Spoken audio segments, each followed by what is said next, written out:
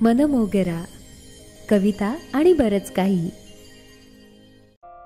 कृष्णा, रुक्मिणी सत्यभामेच्या नाजूक सवती मत्सराला किती अलवार आणि चाणाक्षपणे हाताळलंस रे तू. खरं तर नवलच.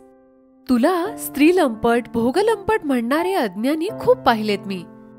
कीव येते त्यांची. तू राजा होतास.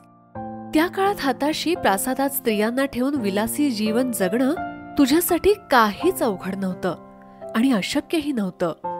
वेळ, वैभव, माणसं सारं काही हाताशी असताना तू त्याचा उपभोग न घेता तू संघर्ष करत राहिलास.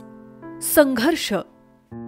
व्यवस्थेविरुद्ध, जटिल आणि अविचारी परंपरेविरुद्ध, रूढींविरुद्ध संघर्ष. मानवता चिरडून टाकणाऱ्या अधर्मी राक्षसी वृत्तीविरुद्ध. संस्कृतीमधून निपजलेली मानवता हेच अंतिम सत्य आणि तेच सर्वश्रेष्ठ आहे.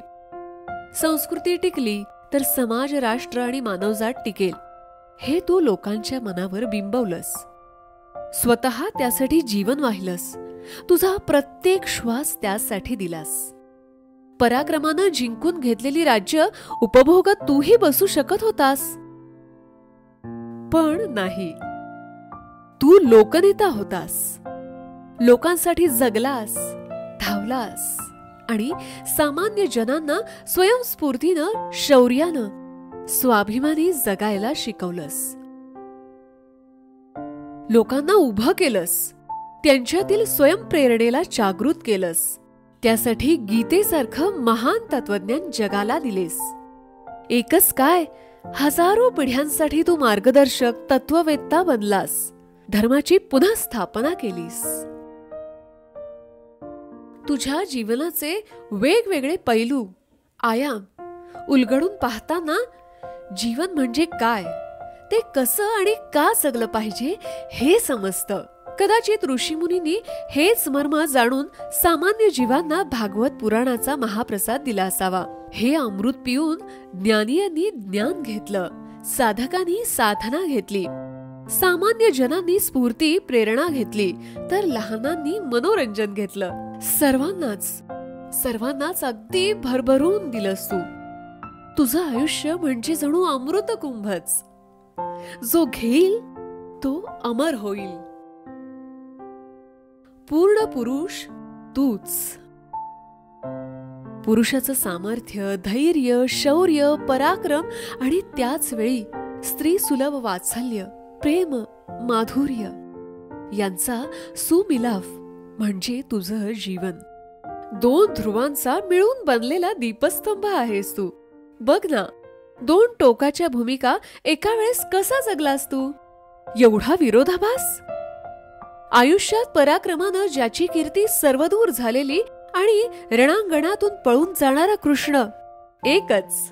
शिशुपालाचे 100 गुन्हे माफ करणारा तू आणि जयद्रथाला मारण्यासाठी दिवसाची रात्र करणारा पण तूच. गांधारीच्या शापाला हसत मुखानं सामोरा जाणारा.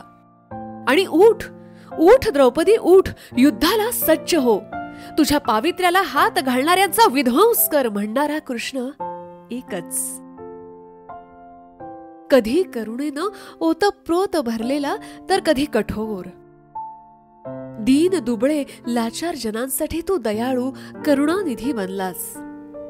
तर त्यांच्याच रक्षणासाठी तू कठोर रुद्रही बनलास. समाजासाठी, धर्मासाठी आणि संस्कृती रक्षणासाठी स्वतःचं आयुष्य सहज अर्पण केलंस. माणूस एका वेळी रणांगण मारू शकतो किंवा कुटुंब, समाज, राष्ट्र घडवू शकतो. परंतु या तीनही चारही पातळींवर एकाच वेळी यशस्वी होणारा आणि त्यांना समरसून जगणारा केवळ तूच रे केशवा, तूच. तुला आयुष्यात कुठंही बोट ठेवायला जागा शिल्लक ठेवली नाहीस तू. स्वच्छ, निर्मळ, पावित्र्याचा सुमधूर झरा म्हणजे तुझं जीवन.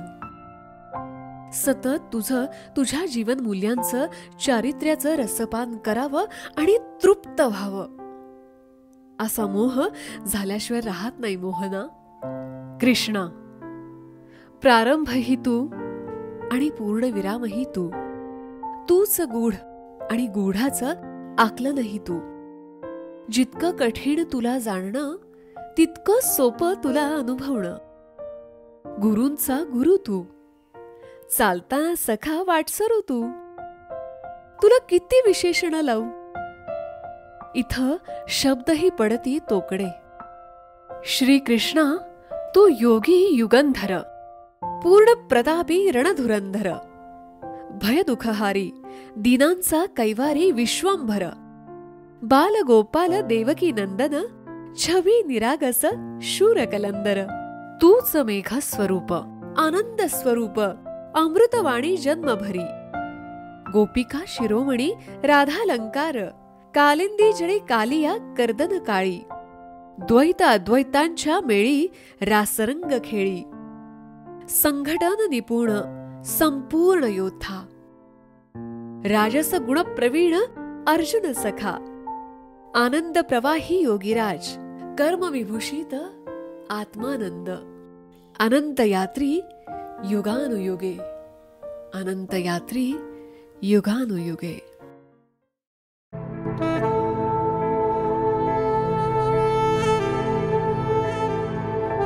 एपिसोड मधली कुठली गोष्ट आवडली हे कमेंट मध्ये आवर्जून मेन्शन करा. आणि हो, चॅनलला सबस्क्राईब जरूर करा. भेट पुन्हा पुन्हा हवी आहे ना. भेटूया लवकरच.